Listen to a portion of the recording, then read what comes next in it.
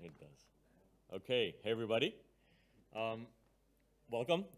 Thanks for coming to my talk. I'm going to talk about Lido stVaults and Lido Earn. So basically, how these two products from Lido come together to create staking infra that powers DeFi yields, regardless of whether you're a retail user or an institutional user. Really quickly about myself, my name is Izzy. I'm the Chief of Staking at Lido Ecosystem Foundation, and I've been contributing to the Lido DAO for the last 5 years. Really quickly, before we jump into the timeline of like the evolution of Lido, just to give you guys some context, for those of you that don't know, Lido is a liquid staking protocol on Ethereum, and now also a newly DeFi yield protocol under the name of Lido Earn. It is the largest staking solution on Ethereum, apart from native staking, with approximately 25% of all staked ETH flowing through the Lido protocol, and it is a non-custodial, maximally decentralized at that scale as that scale allows staking protocol. So I'm going to guide you guys a little bit through the three phases and the history of the Lido protocol, to give you guys a little bit of context to understand how it works and how this basically sets the stage for institutional adoption of Ethereum, of staking, and of DeFi going forward. So when Lido launched in December of 2020, so right after the genesis of the Beacon chain, it kind of launched with an objective to offset what people foresaw as the incoming risk of staking becoming centralized by very large staking providers, namely the centralized exchanges that were already super primed to offer staking services to users. So it wanted to do so in a way that allowed it to approach the market in like a very appealing manner, and by making some concessions on the decentralization front that would basically allow it to scale, at least initially, so that it would provide a meaningful rebuff against the threat of centralized staking. So it did that by launching with a single permissioned or curated node module, where basically the DAO was selecting node operators. It started with 5 node operators, and over the course of those first 3 years, blossomed to 39 node operators. And it did so by essentially targeting becoming the most liquid staking token out there. So aiming for integrations, allowing people to utilize this staking token as if withdrawals had been implemented. They wouldn't be implemented for another 3 years. In fact, Ethereum hadn't even had the merge yet. And so there was a lot of risks and anxiousness that staking protocols kind of like needed to overcome in terms of appealing to users. So the objective was a one-size-fits-most Ethereum staking solution, decentralized enough to scale, but also to rebuff the advances of centralized staking. And that leads us to the second phase. So essentially after the merge and the introduction of withdrawals with the Shanghai fork in 2023, Lido moved into a multi-modular architecture, and essentially this allowed the protocol to add annexes to itself, and those annexes allowed node operators to join the protocol in different ways. So it went from a curated-only approach to a protocol that allowed distributed validator setup and also permissionless setups. So as of, I think, 2 months ago, the permissionless module in Lido, the community staking module, is actually the largest staking solution on Ethereum in terms of ETH staked. It surpassed even Rocket Pool. And so it went from 39 node operators to over 700 right now, running in a variety of different configurations, from permission to non-permission, with best-in-class withdrawal support. So basically, Lido processes hundreds of thousands of ETH of withdrawals as fast as any other protocol essentially can, and sometimes even faster than native Ethereum can, due to the way that its deposit buffer works. And the withdrawal support is so good that a lot of integrators like LRTs actually use Lido's withdrawals to service most of their user withdrawals before they exit their own ETH. And then, of course, there was the introduction of dual governance in the summer of 2025, which is, I think, a best-in-class feature in terms of DeFi protocols that really no other protocol offers. And it allows the users of the protocol, stETH users, to potentially delay or veto proposals that they don't agree with. And it allows them to do so in a way that allows them to then rage quit or exit and withdraw their funds in light of a potential governance decision that they don't agree with, whether that's like benign or whether it's possibly malicious. So the objective has kind of morphed from acceptable decentralization to maximal decentralization at scale, and becoming essentially the most robust base layer for a ridiculously large amount of stake to be run in a safe and robust manner on Ethereum. And that leads us to phase 3. So at the end of last year, in the winter of 2025, we launched Lido V3 and stVaults. And essentially, we've moved from the one-size-fits-most model to a model that allows for tailoring stake, how stake is run, to any way that any user wants to do that. Now, whether that's a discerning retail user or institution or a custodian or a large capital allocator, they can run the stake the way that they want using stVaults and still get access to the liquidity and the benefits that stETH provides. And I'm going to talk a little bit more about that later. So we've morphed from a one-size-fits-most solution to a protocol, an infrastructure layer that essentially allows people to run staking however they want and still get access to stETH. So really quickly taking a look at stETH and how well entrenched it is within DeFi, approximately half the TVL of the protocol, so around $10 billion, is actually used as collateral within decentralized finance. There's over $150 million, or on average on a 30-day basis, stETH trading volume, and $75 million worth of liquidity at a 2% depth across decentralized exchanges and centralized exchanges. And here's like the obligatory logo slide with a bunch of all the different cool integrations that stETH affords. So let's double click on stVaults and what sets it apart from Lido Core, which is the Lido that we all know. So stVaults are essentially a mechanism that allows people to build custom staking solutions to cater to the demands of whatever the customers or the users are. So traditionally, when you staked ETH with Lido, the protocol in an algorithmic way decided how to allocate that stake across those over 700 node operators that utilize the protocol. stVaults kind of like flips this model on its head, and it says, if you're a user that only wants your stake to be run in a certain way, whether that's with a specific node operator or a set of node operators that fulfill certain criteria, but still get access to stETH, stVaults allow you to do this. And it allows you to do this in a way that is then further composable. So you can take your stake in the stVault, you can mint stETH against it, and then you can take this stETH and you can use it in DeFi, which is really something that no other staking solution can afford, because nothing else mixes this tailored ability to run stake any way that you want with the DeFi accessibility and utility that stETH brings. So this is kind of like a slightly detailed example of the comparison between how Lido Core works and how Lido stVaults work. So if you look at the top, the bog standard approach is like you can take 100 ETH, you put it in the Lido Core, you get 100 stETH back. There's no kind of worrying about how that stake gets allocated. Do I have a relationship with a node operator? The protocol abstracts all of that complexity and all of that decision-making away. But some users don't want that, or some users want to be able to build products that offer more solutions to that. So if you're a node operator or you're a custodian, you basically want to offer a very specific product, you can't really do it that way, and that's why stVaults were created. So with stVaults, you can have a user or a pool of users that put together 100 ETH, and then they can decide how much of this ETH do we want to mint as stETH. Let's say that you have like an exchange-traded fund, and you only want to mint stETH in order to service redemptions. Then you can reserve the right to mint 20% of that vault as stETH and then use it for redemptions. Or you can reserve the right to mint 80% of that vault as stETH and perpetually use it in DeFi, and then allow you to layer DeFi yield on top of your staking yield that you're already doing in a compliant and regulatory safe manner. So especially on the institutional side, stVaults basically afford this idea of staking with optional liquidity that you can't do in a native manner, and you, to be honest, you can't really do with any other liquid staking protocol because they're mostly not liquid. So you have stVaults, they allow you to pick your validator or your node operators. They allow you to pick how the validators are run, whether you want them to use advanced infrastructure or run their validators all over the planet or use distributed validator technology. They even allow you to pick multiple node operators that might be working in concert. And then they allow you to make decisions around how much stETH will you mint, when will you mint it, and how will you use it. And that's definitely something that wasn't possible until now.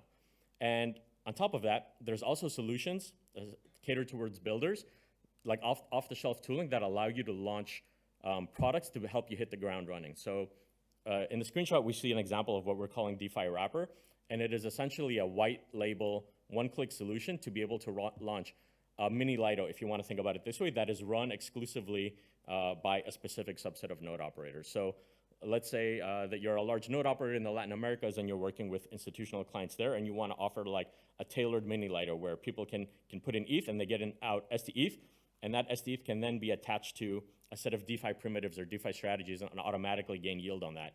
So this DeFi wrapper allows you to do that, and it's basically like a 3-click solution. It'll deploy the on-chain contracts for you, it'll deploy the backend services, and it'll also deploy a white label front end that you can tailor to meet your own personal demands, like the way that your branding works, and all of those different things, whether you have additional kind of like IT compliance that you need to meet. And this is an example of builders that are already building on top of stVaults. So we have Obo that is working together with multiple client teams to build a distributed stVault.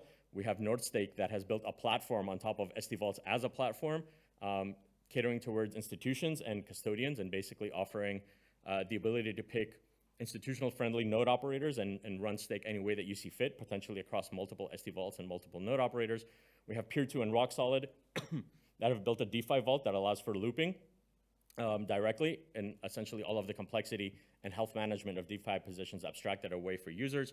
We have Solstice that is building one of the first kind of like cross-chain vaults. Solstice have a stablecoin running on Solana, and they will essentially be using the stVaults on the Ethereum side as collateral to mint stables and get yield on the Solana side. And then a lot of other node operators that are also creating their own products, whether they're retail focused or institutional focused, or perhaps even sometimes just kind of like whale focused, where somebody wants a staked vault that is only theirs, so that they're not kind of like mixing funds with the wider public, and now stVaults allow you to do that. A little bit earlier, I was talking about how with stVaults, now you can actually have access to DeFi yields on top. And traditionally, the only way to do that was to mint stETH. The way that we do that is through offering baked-in integrations with Lido Earn. But let me take a step back and explain what Lido Earn is. So up until the summer of this year, the only thing that Lido did was staking. At some point, there was a foray to do staking on other chains as well. There was Solana, Polygon, Polkadot, Kusama. We almost went to Avalanche at some point. It's a good thing that we didn't. But what we realized is that essentially a lot of these markets have kind of like entrenched participants that are very difficult to compete against if you don't have a native token or native, like let's say, cultural impact in the space. And so we went back and we said, okay, let's double down on Ethereum. That's where our home is. That's where our values are. But then we started thinking, what else can we do? What are the kind of comparative advantages and specialties that Lido contributors and the Lido protocol has? And is there a way for us to export them into other sectors of the industry? And so we thought, like if we take this user-first mindset and the security rigor that we have that permeates Lido, our culture and our DNA, where else can we extend it? And we figured that the first logical extension is DeFi and DeFi yields. And so that's how Lido Earn came to be. In September, we essentially launched like a pilot, if you want to think about it this way, or an experiment with 3 ETH-based vaults. Why do you need 3 different ETH vaults? Like we'll get to that in a little bit. But essentially what we were trying to do here is figure out what infra works and what operations work. We didn't create the vault infrastructure ourselves, but what we did was we took our security DNA and we said that if there's ever going to be like vaults that are offered via the Lido protocol or adjacent to it, they need to meet our security standards and our rigor and our operational precepts around what makes things robust and what makes things safe. And so we did a little bit of experimentation. We worked with 2 different vault providers and curators, Veda and Mello, with an assortment of different risk strategies. So there was the Golden Goose Vault, there was the Decentralized Validator Vault, and there was the Lido Strategy Vault, which was powered by Mello. Golden Goose and Lido Strategy were kind of similar. They were the same, a similar thing done by 2 different parties in order for us to assess what worked and what didn't and what worked better. And the Decentralized Validator Vault was like a less risky solution to this, where you basically just stake ETH, the ETH gets distributed to distributed validator technology, run validators within Lido, and the incentives are then routed to users. And then we realized, okay, maybe this is like a little bit too complex and not so user first. And so we did a revamp of Lido Earn. It launched actually in March. I mean, we're still in March, sorry. I thought we were gonna be in April, but in March of this year. And we basically took those 3 Earn vaults and we consolidated them into one product, into Earn ETH. Earn ETH is basically a blue chip DeFi rewards made simple kind of vault. You put ETH or stETH in and gets allocated to tried and tested and very well like security audited protocols on the Ethereum space, both on mainnet and on layer 2s. And then for the first time, we've done something that's not directly ETH related as well. We have the Earn USD vault. And it's the same thing, but with USD related stables. And what we're doing here is essentially trying to take a more simplified approach, but with a broader scope. So what kinds of things can we offer to users where we take the security mindedness of the Lido protocol contributors and export it to additional things? So what makes Lido Earn and sets it apart from the other kind of like DeFi yield solutions that are out there? So going back to a little bit around the DNA. Security first, so blue chip and DeFi only, audited with conservative strategies, or although maybe not conservative like anymore, we're gonna play with this a little bit to see what ends up making the most sense. But essentially utilizing the modular paradigm again to allow for isolation of strategies. So if one strategy is new and maybe like a little bit more risk on than we were originally envisioning, we can isolate it within like the Earn ETH meta vault and only scale it up when we feel that it's safe to do so.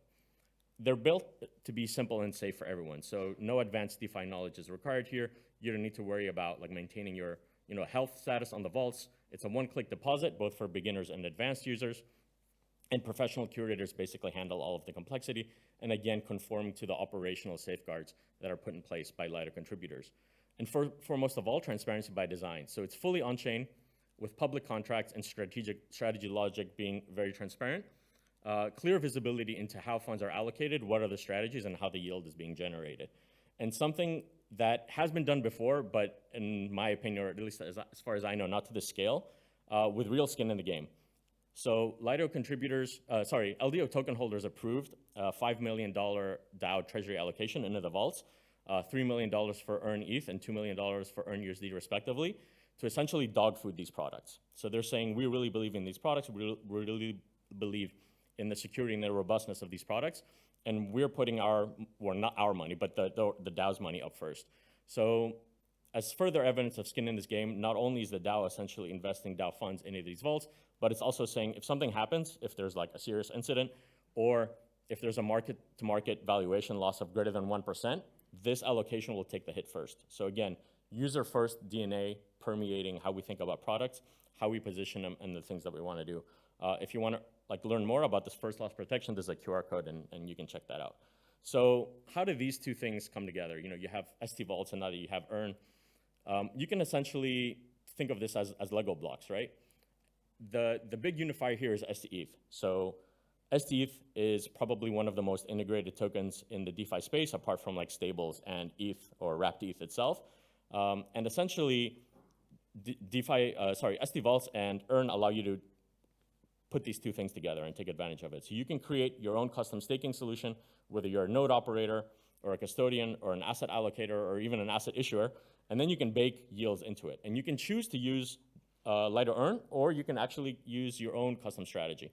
So together with the DeFi wrapper that we talked about earlier, there's a connector for custom strategies. You do not have to use Lido Earn, but you benefit from all of the kind of rigor and thought process that we put around how do you combine staking yield and collateralizing it and enabling you to really get DeFi yields, which is where we think that a lot of like DATs and institutions will start going to once they realize that just staking is not enough. So 2 QR codes also there to learn a little bit more about that, and also feel free to check out our booth if you have questions. We have experts from both Lido Earn and stVaults there. Thank you very much. That's it. And also, tomorrow we have Lido Day. It's like a small side event that we're going to have. That's a half-day event. If you want to get an invite, come by our booth, play our video game on our custom arcade box made by Galen. Shout out to Galen. And we'll give you an invite. Thanks. Any questions? We have 2 minutes.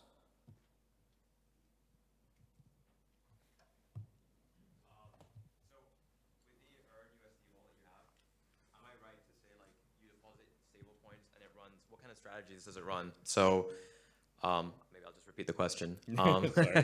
So my understanding is you have the stVaults, which are like the money Vego blocks that you've described, and then you have the Lido Earn, which seems like a simplified interface for the stVaults, right? Okay, anyway, I'll just continue the question. And then, so in the ETH one, you just allocate ETH or staked ETH, and that runs like, complex strategies, like I assume like levered ETH or whatever, or like lending. And then in the USD one, I'm curious, like you're depositing USD, but are you borrowing is it like a fixed income product or not? And if it isn't, like, could you run like fixed income product strategies with the stVaults? Yeah, that's a really great question. So right now it doesn't have like a fixed income component, but actually we're like the way that these vaults are structured right now is it's like a meta vault model. So the main vault itself is like a mother vault, and we can attach different strategies underneath as sub vaults. We will add a more exotic strategy for stables that will include kind of like a fixed income thing, and then ramp it up as we see how well it's doing from a performance and from a risk perspective. Mostly stables right now is kind of like farming yield incentives, if you want to think about it this way, right? So a lot of layer 2s are deploying and offering stable vaults where you can farm their secondary tokens. So doing things like that, or with a small amount of exposure, potentially like lending stables on some lending markets, borrowing other assets that can then be used to kind of like lever also stables. Okay, sweet. And then I just had another one as well I wanted to ask you.